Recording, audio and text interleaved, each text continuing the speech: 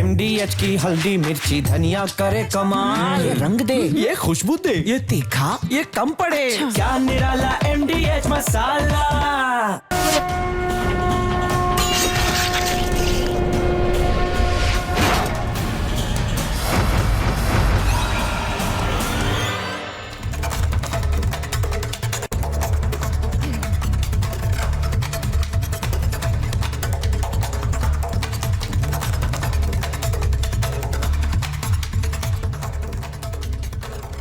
नमस्कार दर्शकों, मैं हूं आपके साथ प्रियंका शर्मा और वक्त हो चुका है आपके अपने शो महाभारत का। आज हम दो बड़े मुद्दों पर चर्चा करेंगे। पहला ये कि SIR से करंट तो लगा है। SIR यानी स्पेशल इंटेंसिव रिवीजन को लेकर आज चुनाव आयोग ने एक बड़ा और ऐतिहासिक फैसला सुनाया है। SIR यानी कि स्पेशल इंटेंसिव रिवीजन अब बिहार के बाद दूसरे चरण में 12 राज्यों में लागू होने जा रहा है। चुनाव आयोग ने आज एक बड़ा ऐलान कर दिया है। वो क्या है मैं आपको बताऊंगी, लेकिन चुनाव आयोग के फैसले से पहले और उसके बाद विपक्षी खेमे में घबराहट साफ साफ दिख रही। दर्शकों, बिहार आपको बता दूं, बिहार चुनाव से पहले चुनाव आयोग ने बिहार में फर्जी मतदाताओं को बाहर कर दिया, एकदम बाहर का रास्ता दिखा दिया। करीब 65 लाख ऐसे मतदाता निकले हैं जिनकी या तो मौत हो चुकी थी या ऐसे जो कहीं और चले गए, जो विदेश चले गए, दूसरे राज्यों में चले गए, या ऐसे जिनका कोई अता पता नहीं है, कुछ भी जानकारी नहीं है। इसके बाद बस बिहार ही नहीं बल्कि पूरे देश में विपक्ष ने इसका पुरजोर विरोध किया। दिल्ली में संसद का सत्र करीब करीब इसी मुद्दे को लेकर गर्माता रहा। मगर आपको बता दूं, मकर द्वार पर SIR को लेकर सभी विपक्षी दल एक साथ दिखे, एकजुट दिखे एकदम। बिहार में SIR के मुद्दे पर कई बार विरोध प्रदर्शन भी देखने को मिला और अब एक बार फिर से SIR के मुद्दे ने विपक्षी खेमे को हवा दे दी। विपक्षी नेताओं का कहना है कि उनके वोटर्स को हटाने के लिए ये सब उनके लिए किया जा रहा है, लेकिन मामला देश की सुरक्षा का है। दर्शकों, बिहार विधानसभा चुनाव की सरगर्मी जैसे ही शुरू हुई वैसे ही विपक्ष ने असल में जो जमीनी मुद्दे हैं उनसे हटकर वोट चोरी का मुद्दा लपक लिया। लेकिन SIR में वोट चोरी नहीं बल्कि वोटर्स की लिस्ट अपडेट की जाती है, अयोग्य वोटर्स को हटाया जाता है, नए वोटर्स का नाम जोड़ा जाता है। तो चलिए आपको बताते हैं कि आखिर चुनाव आयोग ने SIR को लेकर आज क्या कुछ कहा है। ये ग्राफिक्स जरा ध्यान से देखिए, आपको पता होना चाहिए कि भैया चुनाव आयोग क्या कह रहा है। SIR का दूसरा चरण शुरू होने वाला है। आपको बता दूं, पहला चरण बिहार में हो चुका, दूसरे चरण में 12 राज्यों में SIR होगा। 12 राज्य और केंद्र शासित प्रदेशों में SIR होगा। पश्चिम बंगाल, तमिलनाडु, उत्तर प्रदेश, गोवा, छत्तीसगढ़, राजस्थान, गुजरात, मध्य प्रदेश, केरल, लक्षद्वीप, अंडमान और पुडुचेरी। आज रात 12 बजे से वोटर लिस्ट फ्रीज होगी। आखिरी बार 21 साल पहले, आपको बता दूं, आज से 21 साल पहले SIR हुआ था और SIR में हर योग्य मतदाता शामिल होगा। मतदाता सूची में बदलाव जरूरी है। एक बूथ पर एक BLO तैनात होगा। BLO 3 बार हर घर जाएगा, ये भी जिम्मेदारी दी गई है। एक तरफ SIR का मुद्दा गरमाया हुआ है तो दूसरी तरफ दर्शकों आपको बता दूं, आज दो मुद्दों पर हम चर्चा करेंगे। दूसरी तरफ विपक्षी नेता जो हैं वो वक्फ कानून को फाड़कर कूड़ेदान में फेंकने की बात कर रहा है। कूड़ेदान में फेंक देंगे, ऐसे कैसे हो जाएगा? जिस पर राष्ट्रपति की मोहर लगी है, जो संसद में चर्चा के बाद पास हुआ, उसको आप कूड़ेदान में फेंक देंगे? कागज का टुकड़ा है क्या? ऐसा टुकड़ा है क्या कि आप लेकर इसे कूड़ेदान में फेंक देंगे? लालू के लाल कह रहे हैं कि हमारी सरकार बनी तो वक्फ कानून को कूड़ेदान में फेंक देंगे, फाड़ देंगे, रद्द कर देंगे। वक्फ कानून का भी विरोध पूरी तरीके से विपक्षी खेमा कर रहा है। ओवैसी से ममता बनर्जी ने वक्फ कानून को विरोध जताया है, बार बार ये विरोध किया जा रहा है। लेकिन अब तेजस्वी के बयान ने राजनीतिक गलियारों में एक नई हवा दे दी। लेकिन क्या ये संभव है? आखिर क्यों जनता को बरगलाया जाता है? करेंगे आज इन्हीं मुद्दों पर चर्चा और ये जानेंगे कि भैया कब तक ये सियासी रोटियां सेकते रहेंगे और जनता को बरगलाते रहेंगे, बहकाते रहेंगे, लॉलीपॉप देते रहेंगे। क्यों? क्योंकि इन्हें वोट बैंक अपना साधना है और सत्ता के सिंहासन पर विराजमान होना है। चर्चा होगी आज, पहले एक रिपोर्ट देखिए।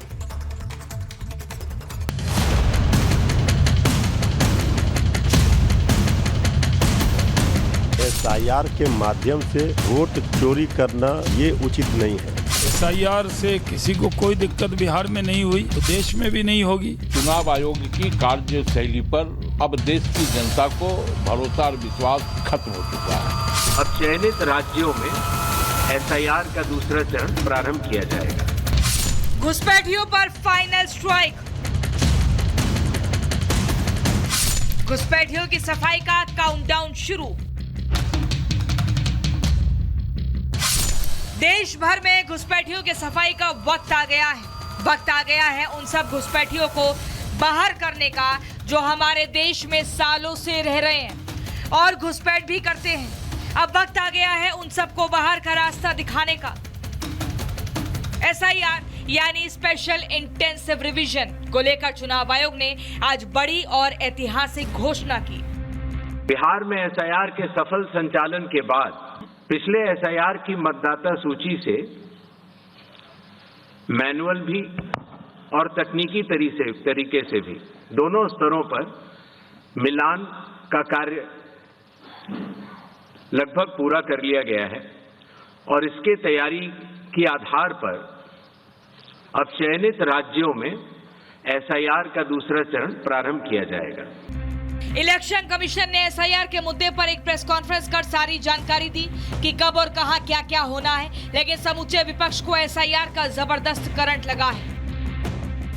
हम तो एसआईआर का विरोध कर रहे हैं, हर स्तर पर विरोध करेंगे, लेकिन फिर भी अगर ये तानाशाही सरकार अपने फैसले पर अडिग रही और चुनाव आयोग के माध्यम से एसआईआर की घोषणा होती है तो जो इनके मंसूबे हैं वो मंसूबे हम पूरे नहीं होने देंगे। चुनाव आयोग निष्पक्ष नहीं, बल्कि चुनाव आयोग केंद्र सरकार के इशारे पर चुनाव आयोग कार्य कर रही है और हम चुनाव आयोग अगर ये कार्यशैली में एसआईआर करवाती है तो स्वाभाविक तौर पे उसका जबरदस्त विरोध होगा। एसआईआर से कोई आपत्ति नहीं है, ये एक प्रक्रिया है, लेकिन एसआईआर के माध्यम से वोट चोरी करना या किसी भी देश के नागरिक को वोट के अधिकार से वंचित रखना ये उचित नहीं है। विपक्ष एसआईआर के विरोध में अपनी प्रतिक्रिया दे रहा है, तो वहीं महाराष्ट्र के सीएम देवेंद्र फडणवीस एक बार फिर एसआईआर के स्वागत में खड़े हैं। पश्चिम बंगाल में नेता प्रतिपक्ष और बीजेपी नेता शुभेंदु अधिकारी ने खुशी जाहिर की है। एसआईआर का बहुत दिल से स्वागत करता हूं। हमारी लगातार ये मांग रही है। 2012 में भी मैंने स्वयं इसके लिए हाईकोर्ट में पिटीशन भी की थी, क्योंकि हमारे देश में पिछले 25 वर्षों से हम लोग संक्षिप्त पुनर्निरीक्षण कर रहे हैं और एक कॉम्प्रिहेंसिव पुनर्निरीक्षण की आवश्यकता थी।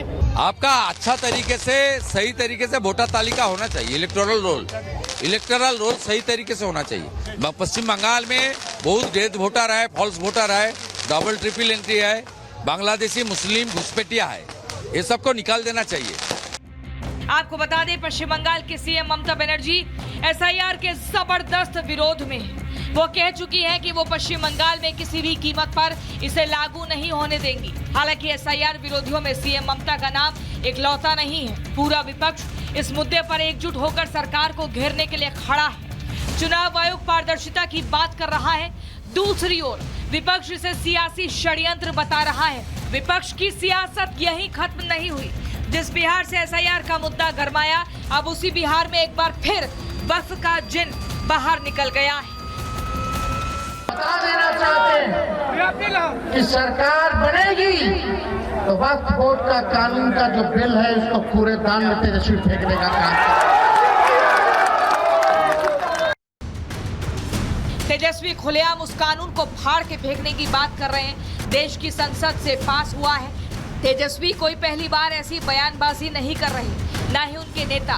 तेजस्वी के बयान पर सत्ता पक्ष ने एक बार फिर उन्हें घेर लिया कि उन्होंने अपना मंसूबा जाहिर कर दिया है। अगर तेजस्वी यादव जी मुख्यमंत्री बनते हैं तो वक्फ कानून का विषय नहीं है, वो तो बिहार में शरिया लागू कर देंगे। तेजस्वी यादव मुख्यमंत्री बनने वाले भी नहीं है, लेकिन इस तरह की जबान बोली जा रही है, जनता को उकसाने की कोशिश की जा रही है और जंगल राज में कैसे कानून फाड़ा जाता है ये अभी से बताया जा रहा है कि जंगल राज आएगा तो हम क्या क्या करेंगे। वक्फ का कानून लोकसभा और राज्यसभा दोनों से पूर्ण बहुमत से पास है, लेकिन जब इरादा केवल वोट बैंक का हो तो वैसे व्यक्ति ने न कभी पहले कानून की चिंता की है न आज कानून का चिंता करते हैं। बिहार चुनाव में वक्फ कानून का मुद्दा हो या एसआईआर का, ये मतदान के दिन किसको डंट करेगा या किसको कितना फायदा पहुंचाएगा, ये तो 14 नवंबर को पता चल जाएगा। लेकिन फिलहाल घुसपैठियों को बाहर निकालने का वक्त आ गया है। लेकिन महाभारत में आज सबसे बड़ा सवाल यही कि आखिर एसआईआर की प्रक्रिया से विपक्षी खेमे में इतनी घबराहट क्यों है। सवाल ये भी कि क्या एसआईआर देश के लोकतंत्र में विश्वास बढ़ाएगा या विवाद को और गहराएगा। Bureau report, Republic Bharat. और चलिए इसी चर्चा की हम शुरुआत करेंगे। जल्दी से मैं आपको बता दूं, बीजेपी के प्रवक्ता रोहन गुप्ता जी हमारे साथ जुड़ गए हैं। आनंद विजय सीनियर जर्नलिस्ट हमारे साथ जुड़ गए हैं। दूसरी तरफ से मोर्चा संभालेंगे अजय वर्मा, कांग्रेस के नेता हैं। प्रोफेसर बादशाह आलम जो कि आरजेडी के प्रवक्ता हैं और विवेक कुमार जन स्वराज पार्टी के प्रवक्ता हमारे साथ जुड़ गए हैं। आप सभी का बहुत बहुत स्वागत है। सबसे पहले प्रोफेसर बादशाह आलम, आप आरजेडी के प्रवक्ता हैं। मेरा एक सवाल आपसे ये है कि भाई अगर वोटर लिस्ट में शुद्धिकरण हो रही है, अगर शुद्धता की बात कही जा रही है, ईमानदारी की अगर दिखाई जा रही है जनता को, हमको, बाकी सबको, तो उससे दिक्कत क्या है? ये चुनावी मुद्दा तो होना नहीं चाहिए। देखिए प्रियंका जी, हाँ। ये जो अभी प्रेस कॉन्फ्रेंस में आके अपने ज्ञानेश कुमार जी ने बताया कि वोटर लिस्ट शुद्ध हो गया, तो क्या ये 2024 का जो इलेक्शन हुआ था इसमें ये विशुद्ध था क्या? ये शुद्ध नहीं था। तो ये शुद्ध जो इन्होंने किया है तो उसमें से क्या क्या त्रुटियां हैं वो उन्होंने निकाली है, तो उसके बारे में बताना चाहिए था।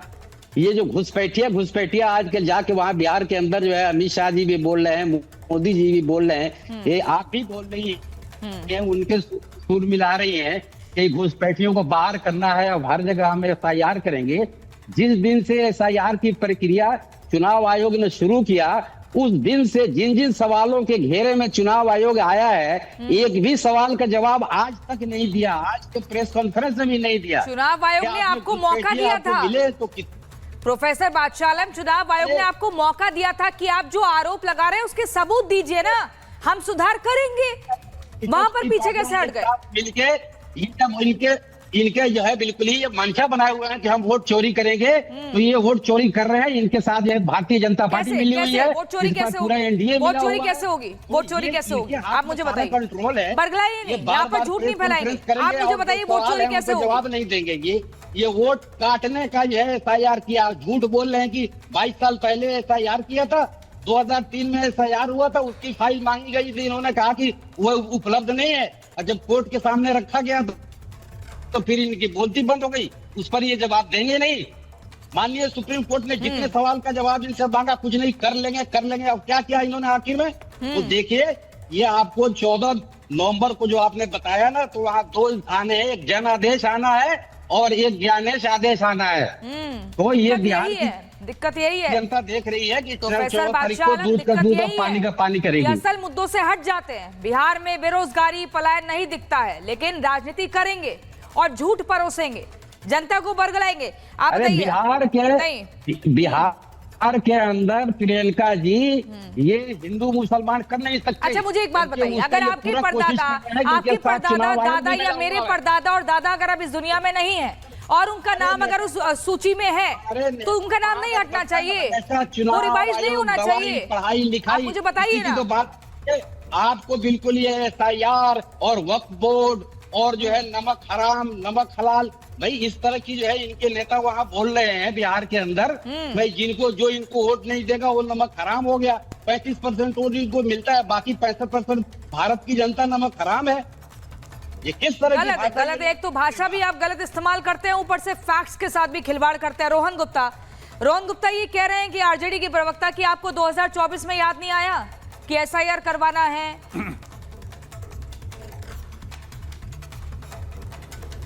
प्रियंका जी, जिस गठबंधन का मुख्य चुनावी मुद्दा ही चोरी हो जाए, उनको तो अपने गाल पे थप्पड़ मार के लाल रखने की मजबूरी हो जाएगी।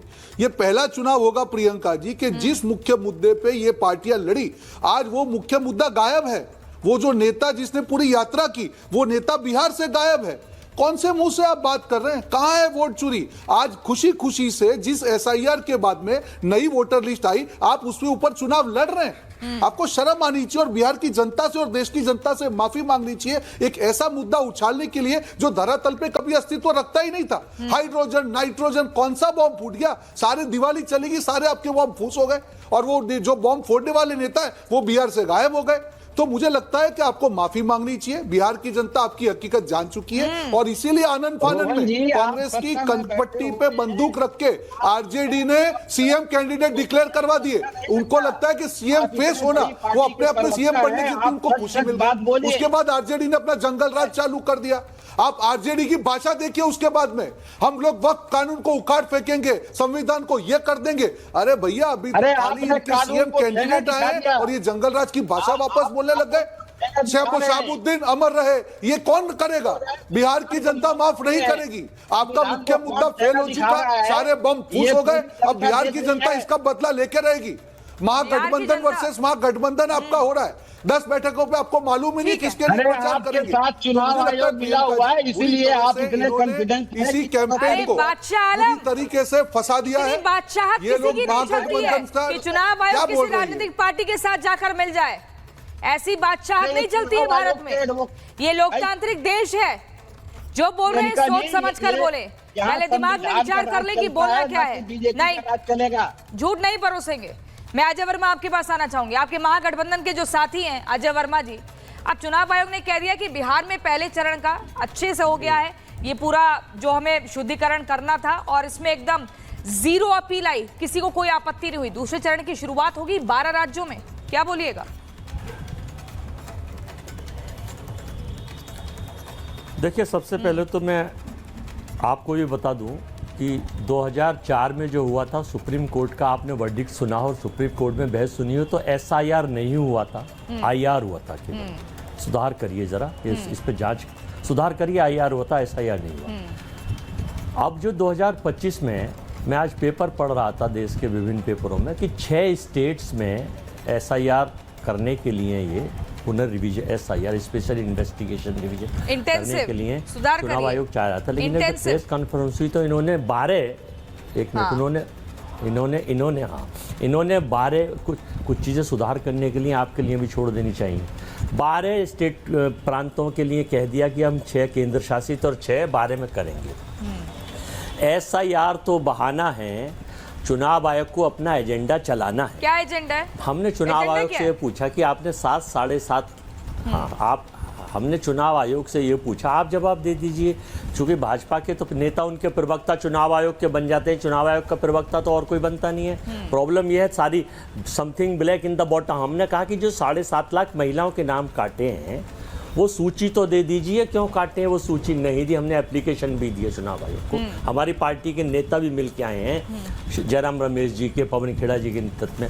फिर हमने ये पूछा कि आप जो एसआईआर करने जा रहे हैं और स्टेटों में, बहुत अच्छी बात है, करिए, हमें दूसरी लिस्ट ये दे दीजिए। आप दे दें, रोहन गुप्ता जी बड़े सम्मानीय, वो दे दें, प्रधानमंत्री दे दें, गृह मंत्री दे दें। 2014 में वादा किया गया था कि इस देश से एक घुसपैठिया निकाला जाएगा।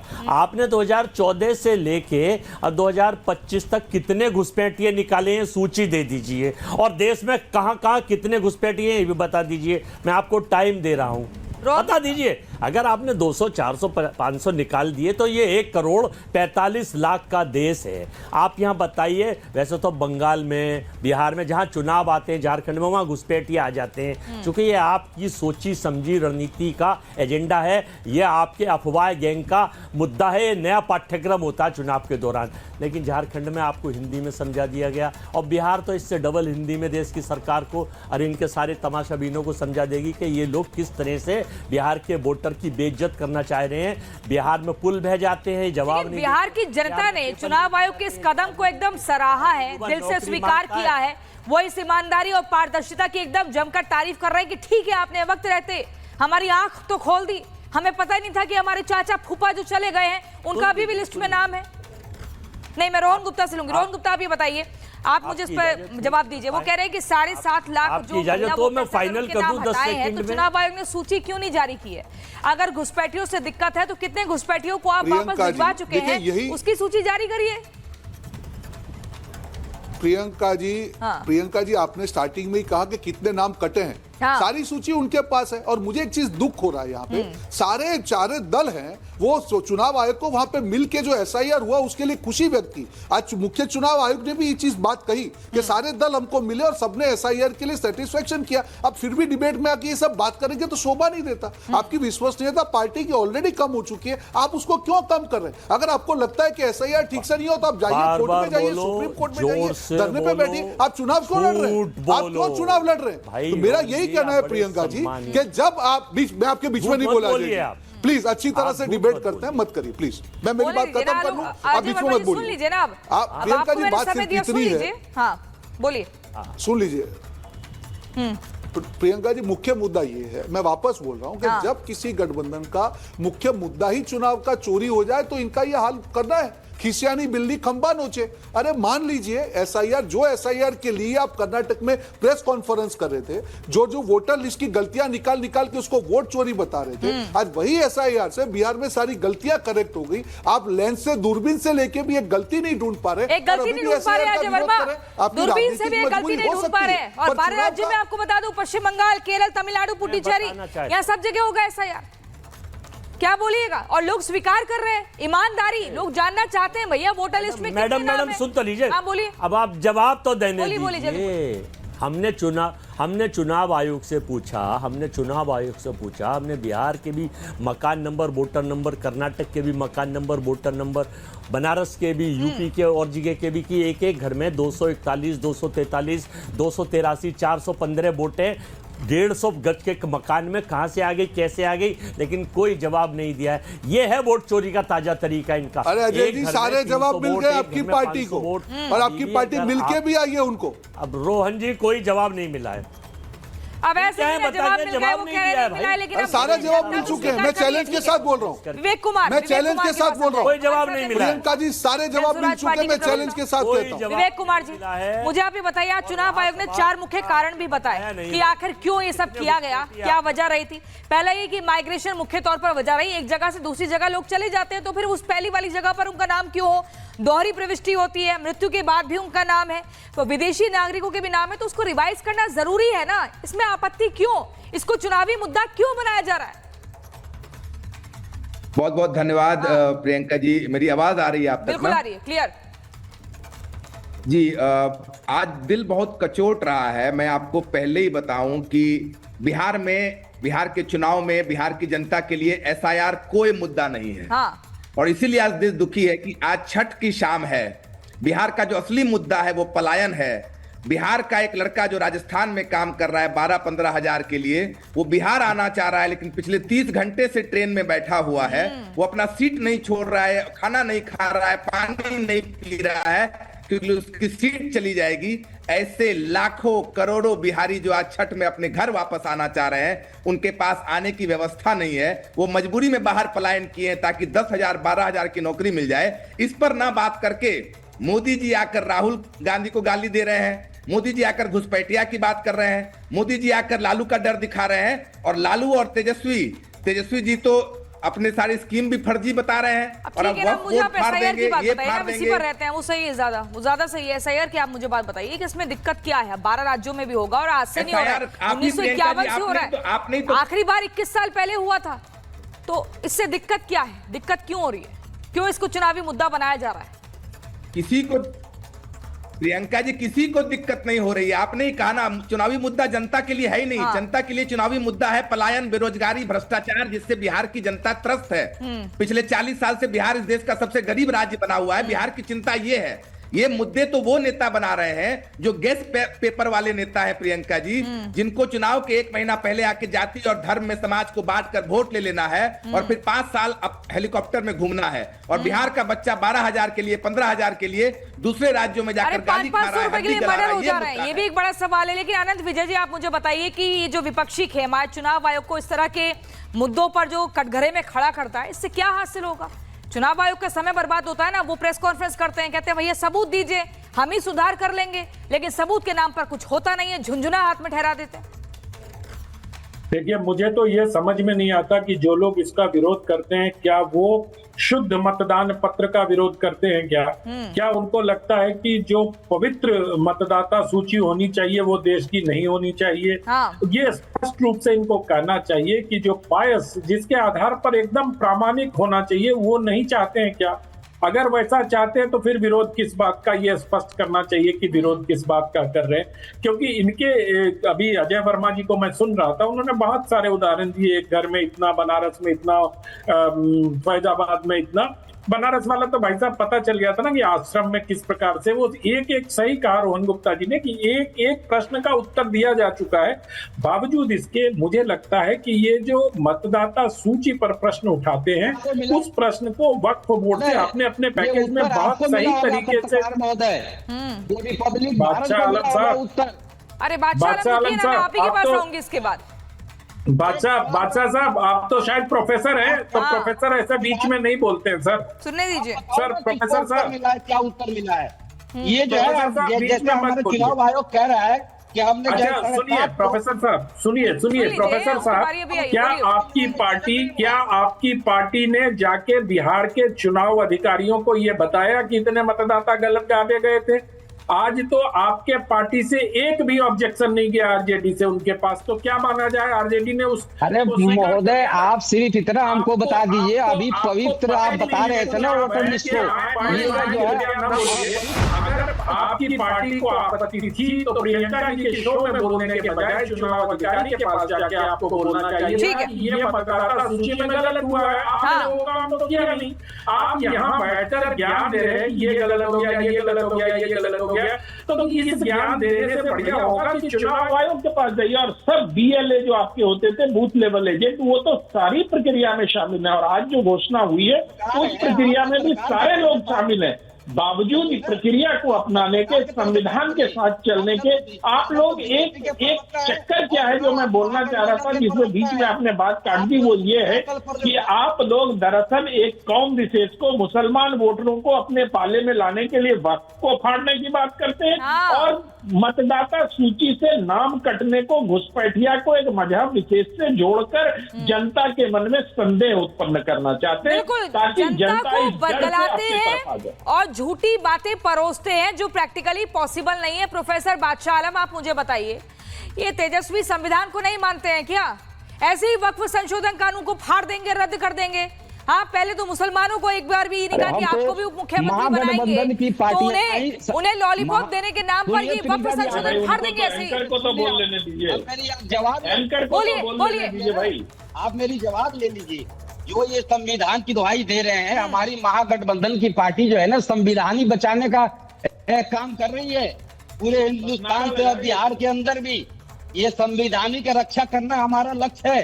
अरे भैया, तो ये बताइए, कानून कोई ऐसा कागज का टुकड़ा है क्या जिसे आप यूं मसल के ऐसे करके कूड़ेदान में फेंक देंगे? आप मुझे बताइए ना, ये किन शब्दों का इस्तेमाल कर रहे हैं? सरकार में बैठना चाहते हैं, कूड़ेदान में फेंक देंगे एसआईआर के थ्रू महागठबंधन को लेके मीडिया को अपना वो बना के, तो ये बिहार की आप मीडिया पर उंगली मत उठाइए, इतना अधिकार नहीं है आपको। बिल्कुल नहीं, अधिकार नहीं है आपको, और यहाँ बैठकर बिल्कुल नहीं करेंगे। यहाँ बैठकर हम रिपब्लिक भारत पर ईमानदारी की बात कर रहे हैं।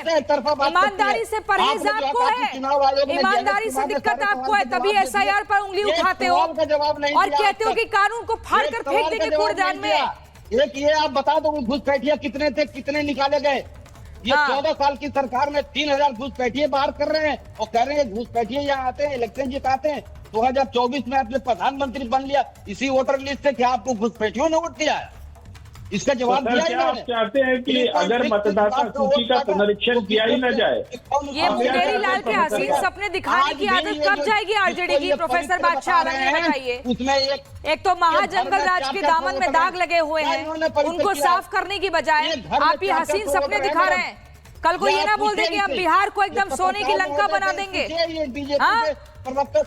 अरे झूठी बात क्यों कर रहे हैं आप? मुझे बताइए। चलिए ठीक है, आराम से, पहले आराम से बात सुनिए। प्रोफेसर साहब, आप मुझे बताइए ईमानदारी से, बिल्कुल ये भूल जाइए कि किसी पार्टी में क्या ये प्रैक्टिकली पॉसिबल है किसी कानून को कूड़ेदान में फेंक देना जिस पर राष्ट्रपति की मोहर लगी है? आप तो उनका अपमान कर रहे हैं ना। संविधान की बात हुई तो संविधान बचाने का काम कर रही है। अरे मीडिया बिल फाड़ने का इतिहास ईमानदारी की बात कर रहे हैं।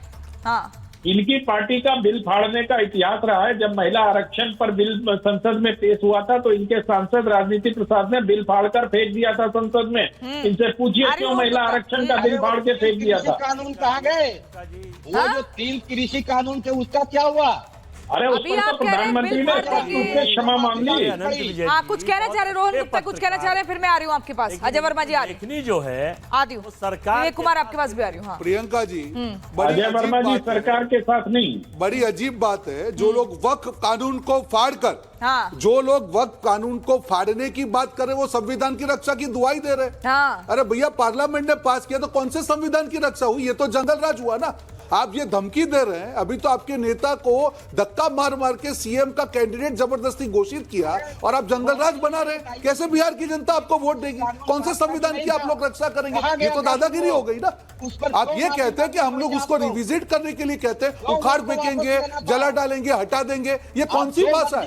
इसीलिए शाहबुद्दीन अमर रहे वाली पार्टी पे कभी बिहार की जनता भरोसा नहीं करेगी। कोई भरोसा नहीं करेगा। कैसे भरोसा करेगी प्रोफेसर बादशाह आलम, ये बताइए कैसे भरोसा होगा आपके ऊपर? अरे बिहार की अरे जंगल राज की याद दिला रहे हैं फिर से। भरोसा जता चुकी है, न इनके ऊपर किसी का भरोसा नहीं है। इनका भरोसा चुनाव आयोग पर, चुनाव आयोग का भरोसा इनके ऊपर। अजय वर्मा, आपको लगता नहीं कि मुसलमानों के कंधे पर इस महागठबंधन ने, आरजेडी ने खेला कर दिया? बंदूक तो चला रहे हैं, लेकिन जब डिप्टी सीएम की बात होती है तो फिर दरकिनार कर दिया जाता है। फिर एआईएमआईएम कहती है कि दरी बिछावन मंत्री बनाएंगे, क्या ये मंत्रालय देंगे? बोलिए। प्रियंका जी, ये जो एआई वर्जन चल रहा है ना आजकल, ये बड़ा अच्छा चल रहा है। देखिए, मैं आपको ये बताना चाहता हूँ, तेजस्वी तो अभी कुछ भी नहीं है, नेता विपक्ष हैं।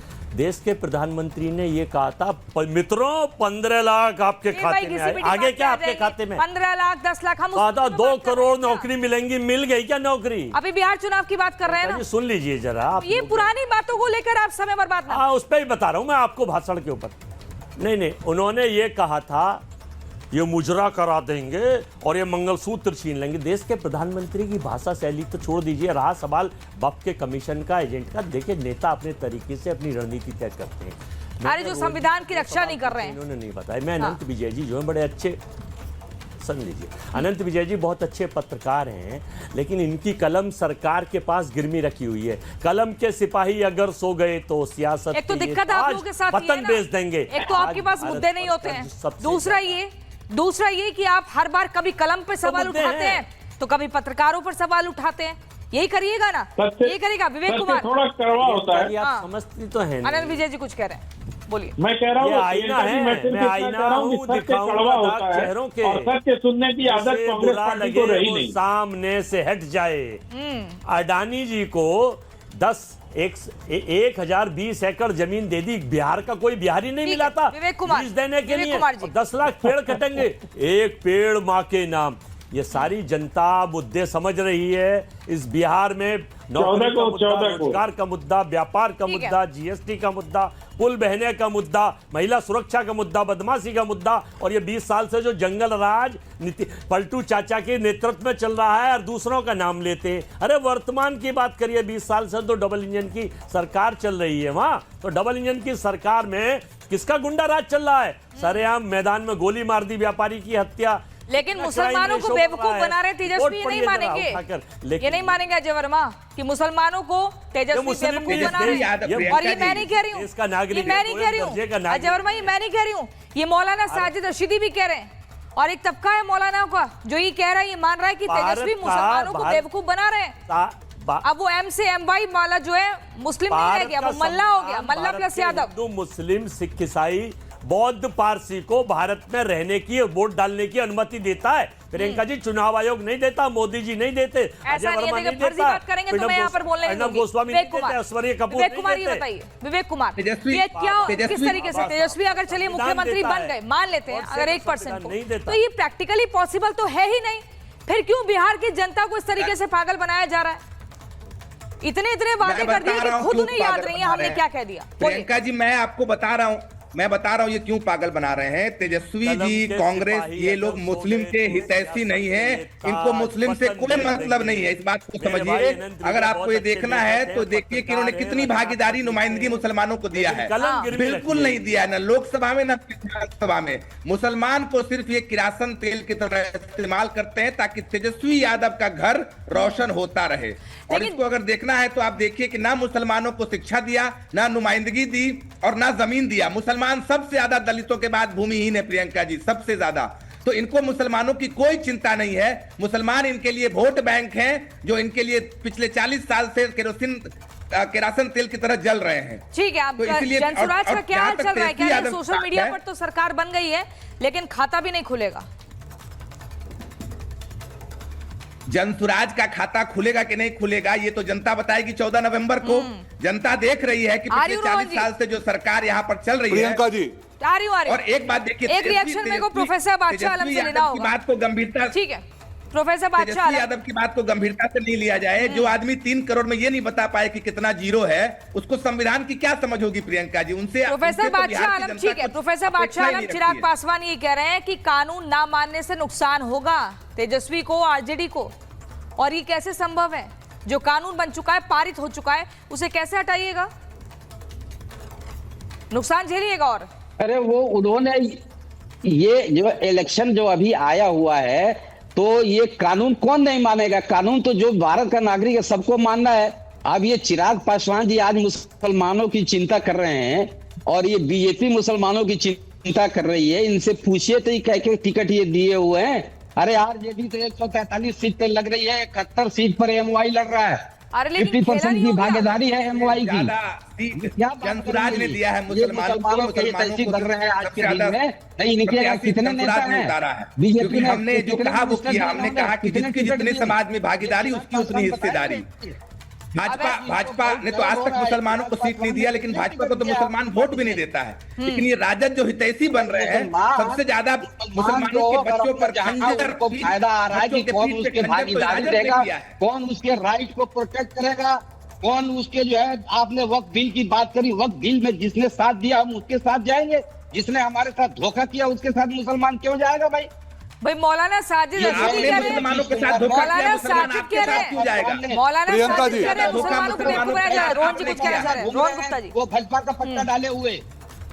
ठीक है, ऐसे बहुत। प्रियंका जी, पहले 2 चीज मैं कहना चाहूंगा। यहाँ पे जनसुराज के प्रवक्ता बैठे हैं, जिसके नेता ही रण छोड़ के भाग गए हो, उनको तो डिबेट में आने का भी अधिकार नहीं है। बड़ी बड़ी बातें की थी, मैं तो यहाँ से चुनाव लड़ूंगा, वहां से आपको एक सीट नहीं मिल रही है। सोशल मीडिया में सरकार बनाने से कुछ नहीं होगा। दूसरी एक चीज प्रियंका जी, मैं आपके बीच में नहीं बोला प्लीज प्रियंका जी। और एक चीज, यहाँ पे मुसलमान की जो बात कर रहे हैं, एमवाई की जो बात कर रहे हैं, ये लोगों का जो एमवाई की जब बात करते हैं प्रियंका जी, जब सीएम की कैंडिडेट डिक्लेयर करने की बात हुई, तब तेजस्वी ने अपने आप को सीएम डिक्लेयर करवा लिया और अब डिप्यूटी सीएम में कौन आ गया?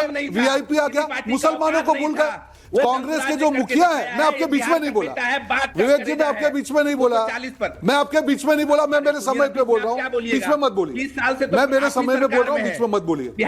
मैं आपके बीच में नहीं बोला था। प्रियंका जी सुन लीजिए, इनकी मजबूरी समझिए कि जो लोग मुस्लिम और यादव की बात कर रहे हैं, जब उनका सीएम कैंडिडेट डिक्लेयर का है, तब तेजस्वी ने अपना देख लिया। डिप्यूटी सीएम भी मुसलमान है कहां पे? उनको तो बेवकूफ बना रहे। और एक चीज, दलित मुस्लिम की राजनीति कांग्रेस पार्टी कर रही है। उनके मुखिया जो है, उनका मुखिया दलित है, उसको भी डिप्यूटी सीएम नहीं कर पाए ये लोग। क्या बात कर रहे हैं ये लोग? कांग्रेस ने अपने आप को पूरी तरह से वापस लिया है चुनाव में, क्योंकि उनको मालूम है कि वोट चोरी का मुद्दा फेल होने से अब तेजस्वी यादव उनको ब्लैकमेल कर रहे हैं। इनकी मजबूरी है, ये कुछ नहीं कर पाएंगे।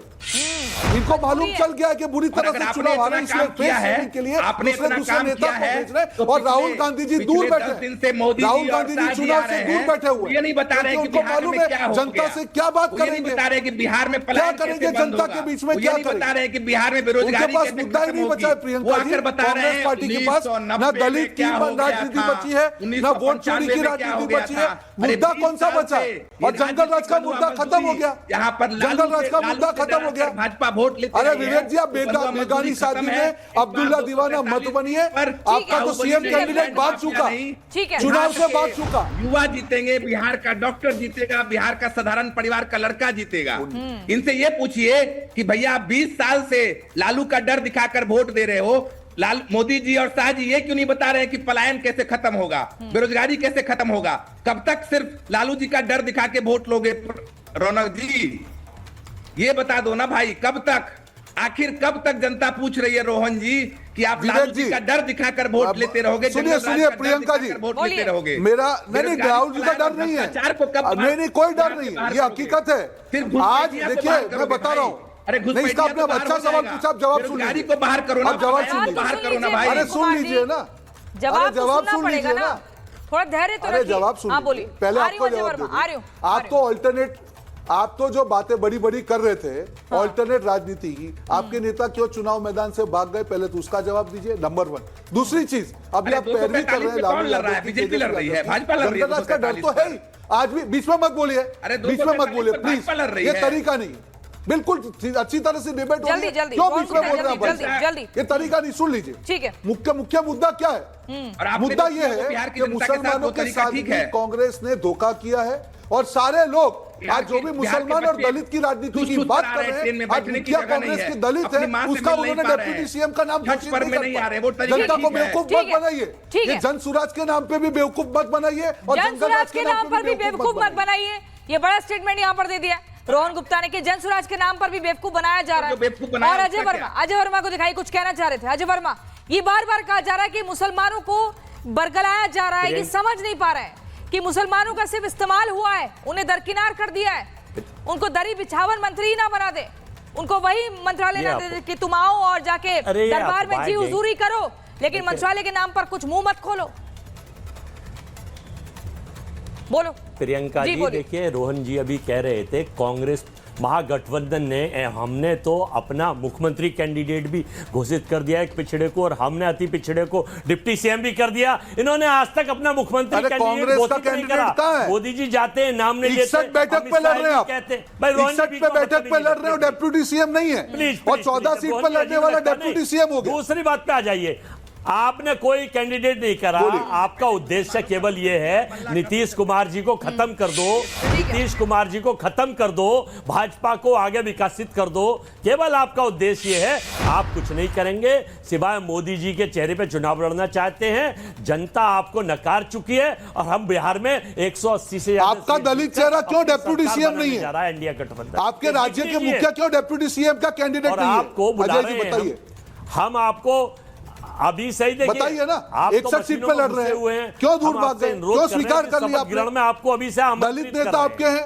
मुखिया है, शपथ ग्रहण में आपको अभी से क्यों डेप्यूटी सीएम के कैंडिडेट नहीं है? कि आपका जो टारगेट है, बताइए ना, जो आपका अरे भैया आप पहले अपने आप को तो आमंत्रित करिए, सबका विनाश और बीजेपी आमंत्रित हम आपको करेंगे, आप चाहते और पहले राजेश राम जी को आमंत्रित करिए, चाहते हो, आपने तो स्वीकार कर लिया, सबका विनाश हो जाए, तेजस्वी जी के सामने नतमस्तक हो गए, राखी तन्वी ने आपके पास कुछ बचा ही नहीं है, आपके नेता आपसे प्रचार क्यों नहीं जा सकते? अजय वर्मा जी, राखी तन्वी ने भी तो कहा था, आप ही की पार्टी के नेता भी तो लोग उंगली उठा रहे हैं, उनको कैसे आप दरकिनार करेंगे? आपने बिहार में फूट डाला शासन करने की को सोच रहे हैं। अरे कौन फूट डाल रहा है? लेकिन ये सुन लीजिए प्रियंका जी, सबसे पहले तो आज मैं ये बताना चाहता हूँ कि देश के समस्त, इनको पूछिए कि कांग्रेस का कैंडिडेट क्यों डिक्लेयर नहीं हुआ? प्रियंका जी, सिर्फ इतना पूछिए। छठ की पूजा की हार्दिक डेप्यूटी सीएम में कामनाएं और बधाइयां मैं अपनी पार्टी कांग्रेस की तरफ से, राहुल जी की तरफ से, खड़गे जी की तरफ से, प्रियंका जी की तरफ से, अजय वर्मा जी की तरफ से दे रहा हूं। और मैं अनुरोध कर रहा हूं छठ मैया से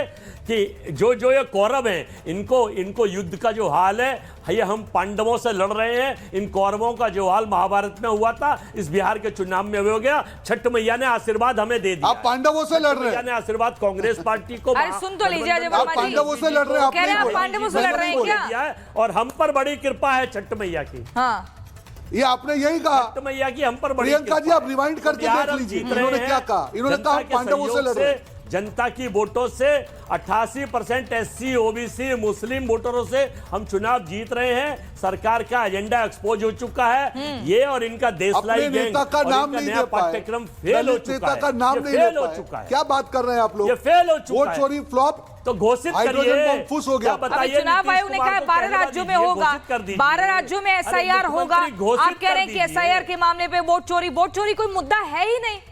बिहार की जनता कह रही है हमको पागल ना बनाइए, वोट चोरी जैसा कोई मुद्दा है ही नहीं। आप उसके नाम पर सबूत भी नहीं दे पाए। प्रोफेसर बादशाह आलम सबूत भी नहीं दे पाए। और चुनाव आयोग बार बार प्रेस कॉन्फ्रेंस करके अपनी सफाइयां देता है, बताता है कि भैया आप बताइए कहां पर गलती है, हमने तो त्रुटियां ठीक करी हैं, हमने तो जो लोग अब इस दुनिया में नहीं है उसको रिवाइज किया है, वोटर लिस्ट को। शुद्धता, ईमानदारी, प्रमाण पत्र तो जनता मानती है ना, उसकी अदालत में आप जा रहे हैं, उसको दिखाएंगे इसमें गलती क्या है। प्रोफेसर बादशाह आलम। हाँ प्रियंका जी, ये जो आपको वोट चोरी नजर नहीं आएगा, जैसे कहाँ हुई है वोट चोरी, ये तो बताइए। नजर नहीं आ रही अरे है। वोट चोरी कहाँ हुई है तो बताइए। ये वोट चोरी SIR में हुई है, ये SIR में हुई है। SIR का जो अपना जो है आ रहा है प्रेस कॉन्फ्रेंस, ये पहला प्रेस कॉन्फ्रेंस है, ये आज का जो प्रेस कॉन्फ्रेंस है, आपको कोई डिफरेंस नजर आया इस प्रेस कॉन्फ्रेंस में? बिहार की जनता परेशान होती है, आप मुद्दों के साथ साथ ये भी शिकूफा भी करते हैं। सारी पार्टी ने स्वीकार कर लिया, आप कोर्ट में क्यों नहीं गए? आपका लास्ट बताइए, सवाल पूछिए, क्या पूछा है? आप लेटर दिखाइए, आपने चुनाव आयोग को क्या लिखा है? वोटर हो सकते हैं कुछ क्या? नहीं बोल रहे हैं यहाँ पे आके। आपके नेता मिलके SIR का स्वागत कर रहे हैं। प्रोफेसर बादशाह आलम, मेरा सवाल सुनिए, मेरा सवाल सुनिए। कौन सा विवेक सवाल? कुमार, आप ही मेरा सवाल सुनिए, मेरा सवाल मुद्दा है ना, आपके पास कोई चेहरा है ना, आपके पास कोई दूल्हा है ना कोई दूल्हे का चेहरा है। आप भाई हुक एंड क्रूक ये इलेक्शन जीतना चाहते हैं 2025 का। आपका जंगल राज का चेहरा कोई स्वीकार नहीं करेगा। ये बाप और बेटे का चेहरा कोई स्वीकार नहीं करेगा। बाप नंबर ही थे, बेटा 10 नंबर ही है। यही बिहार की हकीकत है, कोई स्वीकार नहीं करेगा। ये जंगल राज 2 है, जहाँ पे शहाबुद्दीन अमर रह के नारे लगते हैं, ये जनता स्वीकार नहीं करेगी। शहाबुद्दीन के बेटे की याद आ जाती है। के पुत्र को आपने टिकट दिया है। देखिए प्रोफेसर बादशाह आलम, सुनिए मेरी बात। अब इन्होंने शहाबुद्दीन का जिक्र किया तो उसामा को टिकट दिया, उस लेगेसी को भी जिंदा रख रही है RJD, वो भी आरोप लग रहे हैं, वो भी आरोप लग रहे हैं। फिर दूसरा ये कि वोट चोरी के नाम पर आप बिना बात के बरगला रहे हैं, ये भी आरोप लग रहे हैं। चुनाव आयोग ने कह दिया, मुद्दे बता दिए भाई, हमने 4 कारण बता दिए क्यों हमने वोट ये SIR किए और क्यों इस मुद्दे को उठाया। आगे भी होगा। पूरे भारत का नारा बन चुका है। ये बिहार में ये जो दावा ठोक रहे हैं कि हमने SIR कर दिया, 65 लाख लोगों का नाम काट दिया, घुसपैठिए। अरे जो इस दुनिया में है ही नहीं, तो उनका नाम नहीं कटना चाहिए। ये चुनाव आयोग क्यों नहीं बता रहा? ये BJP के लोग क्यों नहीं बता रहे हैं कितने घुसपैठिए निकाले? आंकड़ा उठा के आप पीछे का देखिए, ये 20 साल के अंदर वहाँ सरकार में है, डबल इंजन की सरकार है, कुल 3000 इन्होंने घुसपैठिए ढूंढे हैं ये 11 साल के अंदर। ढूंढे भी है और बताया भी है। कांग्रेस की सरकार में 85,000 के आसपास था।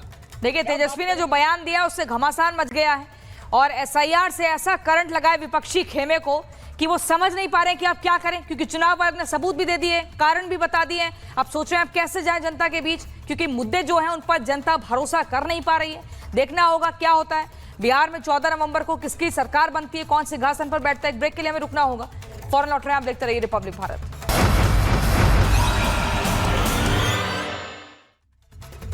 अब आया असली स्वाद, अब आया स्वाद। जब स्वाद के पड़े हो लाले तो MDH का चंकी चाट मसाला डालें। MDH का चंकी चाट मसाला। MDH